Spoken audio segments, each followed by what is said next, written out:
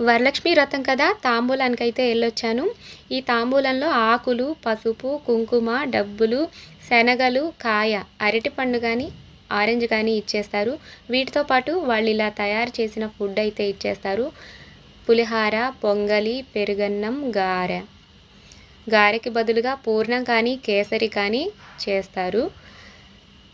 ఆడవాళ్ళు చాలా భక్తిగా చేసుకునే వ్రతం అని చెప్పచ్చు ఇది. ఎందుకు అంటే భర్త నిండు నూరేళ్ళు ఆరోగ్యంగా ఉండాలని, ఆయన క్షేమం కోసం వీళ్ళు దీర్ఘ సుమంగళిగా ఉండాలని చాలా భక్తిగా పొద్దునుంచి కూడా కష్టపడి చేసుకుంటారు ఈ పూజ అయితే.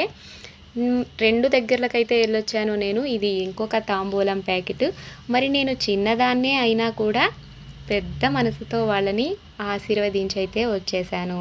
మీ అందరికీ కూడా వరలక్ష్మి వ్రత శుభాకాంక్షలు. Thank you.